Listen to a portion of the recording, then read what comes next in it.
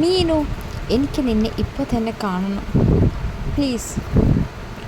എന്താടി കാര്യം പറയും. റിയ, ഞാൻ തിരക്കിലാണ്.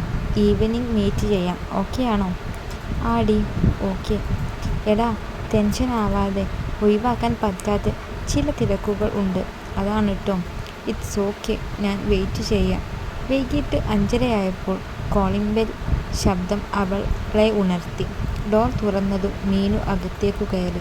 റിയയുടെ മുഖത്ത് രൂക്ഷമായൊന്നു നോക്കി. കണ്ണുകൾ ചുവന്നിരിക്കുന്നു. അലങ്കോലമായി കിടക്കുന്ന മുടി. എന്താ മുഖമൊക്കെ ഇങ്ങനെ? നീ ഉറങ്ങുകയായിരുന്നു? ഇന്നലെ രാത്രി ഉറങ്ങിയില്ല. അതെന്താ? സാധാരണ ബെഡ് കണ്ടാൽ പോത്ത് പോലെ ഉറങ്ങുന്നതാണല്ലോ. ഉറക്കം തൂങ്ങിയ കണ്ണുകളോടെ റിയ മീനുവിനെ നോക്കി. മീനു, ടീ, നിനക്കെന്ത് പറ്റിയേ? ദേ, ഞാനൊരു 2 കഴിഞ്ഞതേ ഉള്ളൂ. അത് ഉറങ്ങിയപ്പോഴേക്കും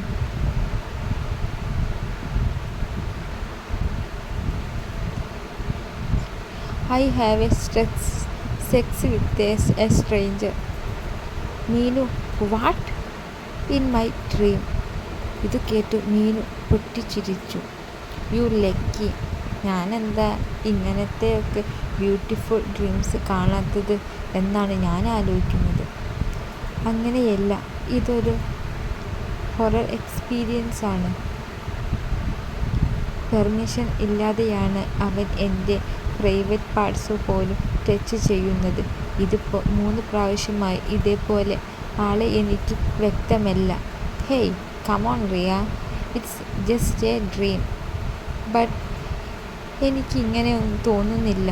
എനിക്ക് വല്ലാതെ പേടിയാവുന്നു. ഡി, ഈ പേടി അങ്ങ് മാറ്റിവെച്ച് ജസ്റ്റ് എൻജോയ്. ഇതിനാണ് രാവിലെ മുതൽ കാണണം എന്ന് നീ പറഞ്ഞത്. ചുമ്മാ മനുഷ്യന് സമയം മെനക്കെടുക്കാൻ.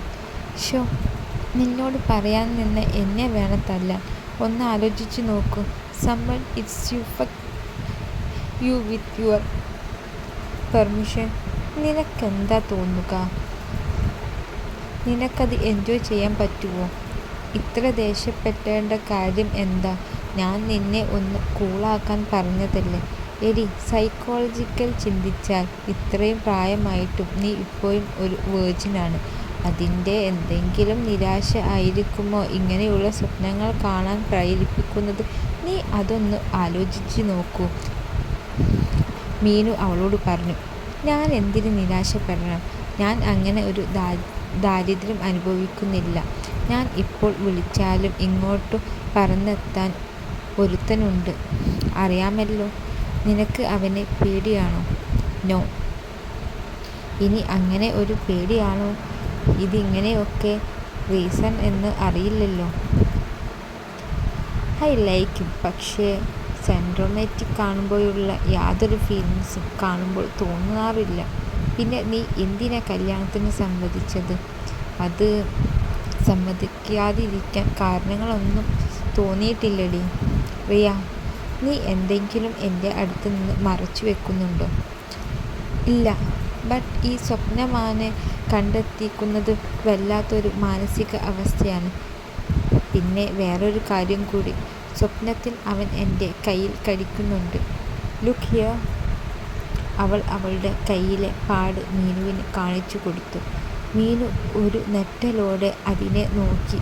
എന്നെങ്കിലും അവൾ അത് പുറത്തു കാണിച്ചില്ല. പല്ലുകളുടെ പാട് വ്യക്തമായി കാണാം.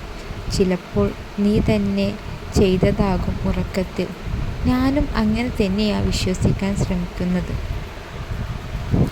ഓക്കെ, നീ ആദ്യം ഒന്ന് ഫ്രഷായി വരൂ. ഈ മൂഡൊക്കെ ഒന്ന് മാറട്ടെ. ഞാൻ വെയിറ്റ് ചെയ്യാം. നമുക്ക് പുറത്തു പോയി ഫുഡ് കഴിച്ചിട്ട് വരാം. Just for enjoy. നിനക്ക് 2 മണിക്കൂറിനുള്ളിൽ പോകണമെന്നല്ലേ പറഞ്ഞത്? അതും കുഴപ്പമില്ല. ഞാൻ റോയിയെ വിളിച്ചു പറഞ്ഞേക്കാം ലേറ്റ് ആകുമെന്ന്. അവൾ ടവലെടുത്ത് കുളിക്കാൻ വേണ്ടി പോയി. ഷവർ ഓൺ ചെയ്തതും അതിനടിയിലായി നിന്നു. പലയിടങ്ങളിൽ ശരീരം നീറുന്നത് അവൾക്ക് അനുഭവപ്പെട്ടു. 2 സെക്കൻഡ് കഴിഞ്ഞതും പിറകിൽ ആരോ നിൽക്കുന്നത് പോലെ. അല്പം ഒന്ന് ഭയപ്പെട്ടു പതുക്കെ മുഖം തിരിച്ചു അവൾ പിറകിലേക്ക് നോക്കി. ആരും ഇല്ലായിരുന്നു എന്ന് ഉറപ്പുവരുത്തി. നഗ്നമായ അവളുടെ വയറിലൂടെ എന്തോ ഇഴയുന്നത് പോലെ തോന്നിയിട്ടും അവളങ്ങോട്ട് നോക്കി. പെട്ടെന്ന് എന്തോ ഒരു കൈ അവളെ വയറ്റിൽ വട്ടം പിടിച്ചു വലിച്ചു ശരീരത്തോട് ചേർത്തു. തൻ്റെ പിറകിലുള്ളയാളെ കാണുന്നില്ലെങ്കിലും അവളുടെ ദേഹത്ത് സംഭവിക്കുന്നത് അവൾക്ക് വ്യക്തമായിരുന്നു. മൃദുലമായ എന്തോ ഒന്ന് അവളുടെ പിൻകഴുത്തിൽ മലർന്നു. അവളൊന്നും പിടഞ്ഞു. ആവേശത്തോടെ അവളുടെ പുറത്ത് ഒഴുകി നടന്ന് ആധിപത്യം സ്ഥാപിക്കുന്നു. എതിർക്കാൻ കഴിയാതെ അവൾ മരവിച്ചു നിന്നു.